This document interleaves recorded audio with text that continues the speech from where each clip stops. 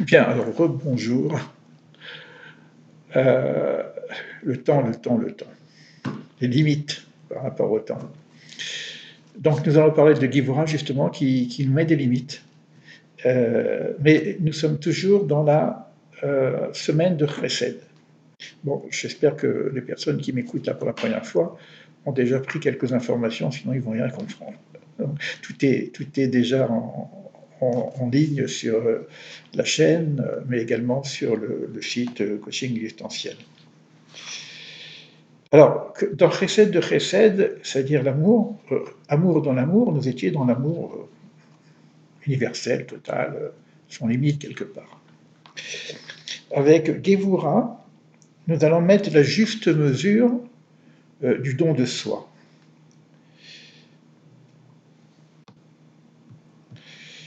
La réalité de notre existence en tant qu'existant nous ramène aussi au principe du recevoir. C'est-à-dire que mon existence, elle est aussi basée sur un besoin de recevoir. Ce besoin de recevoir, c'est évidemment pour mieux donner. On est bien clair qu'on est dans le cadre de Chesed.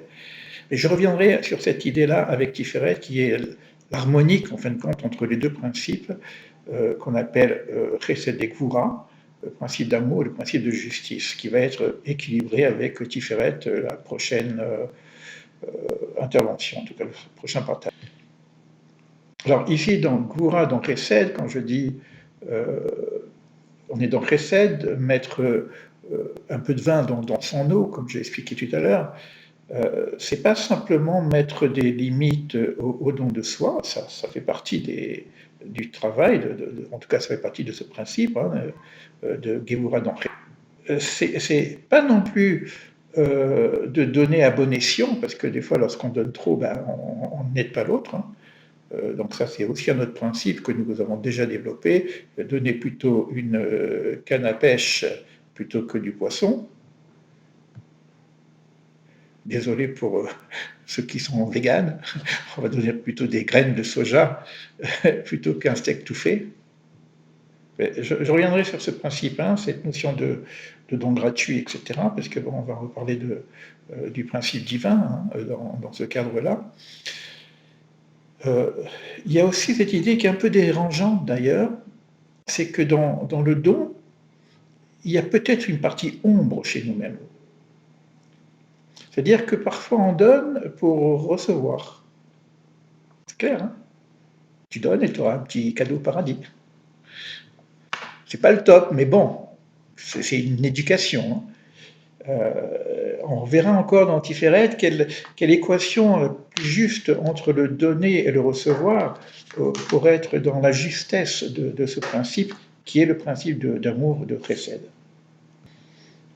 En tout cas, dans la connaissance de soi, il faut aussi savoir qu'on a cette partie d'ombre qui est bien qu'elle est dans la générosité, le besoin de donner, elle est aussi dans le cadre de l'existence individuelle, qui est aussi le besoin de recevoir. Maintenant, si je reviens sur les exercices que nous sommes donnés à faire, c'est-à-dire notre relation vis-à-vis du lieu, notre relation vis-à-vis de soi-même, notre relation vis-à-vis de l'homme, c'est intéressant de revoir ça, si tu veux, si vous voulez, au niveau du principe créateur. Bon, là, je parle un peu du principe créateur, parce que c'est vrai qu'il y a beaucoup de confusion dans un échange comme celui-ci qui veut ne pas être prosélyte. C'est-à-dire qu'on ne vend pas une idée religieuse.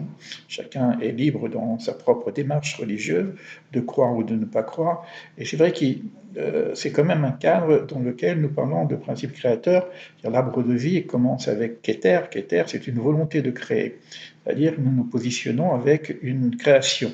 Et ça veut dire qu'il y a aussi un enseignement qui nous est donné, un enseignement ancestral, qui nous est donné pour essayer de trouver la la juste mesure de notre création. Et je vais donc parler, de temps en temps je dis le mot Dieu, hein, parce que bon, c'est un mot qui est facile, et dès qu'on rajoute quelque chose sur ce mot-là, de toute façon, ça ne veut plus rien dire, puisque dès qu'on dit Dieu, c'est pas Dieu, mais bon, je ne vais pas rentrer dans ce détail-là. J'y reviendrai certainement pour mettre le cadre, parce que je crois que c'est un enseignement que j'ai donné déjà à plusieurs reprises dans d'autres, mais voilà, juste pour dire que dans la Torah, on ne parle pas de Dieu lui-même, on parle d'émanation, on parle de Anagatachet, c'est-à-dire la conduite divine dans ce monde, on parle du divin quelque part.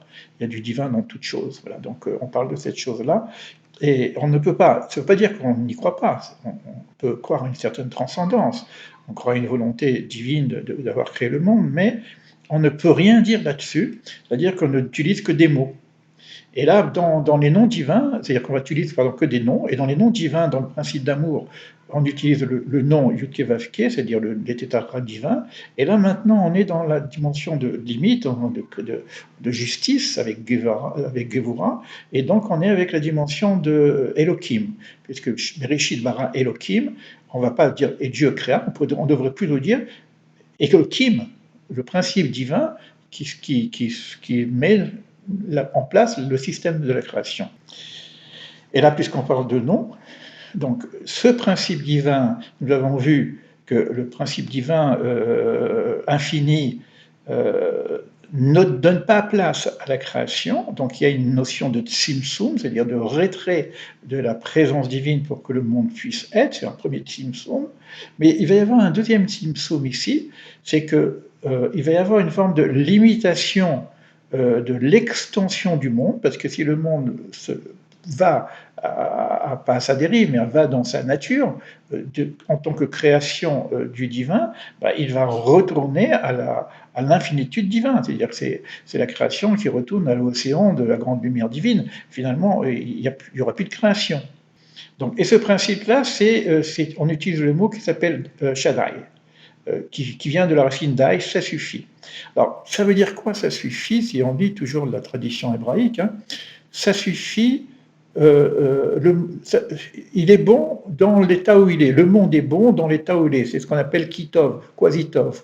Et que ça veut dire que le monde est bon alors qu'il n'est pas terminé, puisqu'on dit ça suffit, en tout cas on dit, le Créateur dit ça suffit, Stai, Shaddai, ça veut dire en même temps qu'il est suffisamment bon pour que l'homme puisse intervenir et participer à l'œuvre, c'est-à-dire parfaire l'œuvre divine qui s'est arrêtée au moment où la création est déjà suffisamment apte à recevoir l'humain dans le travail en association avec le divin.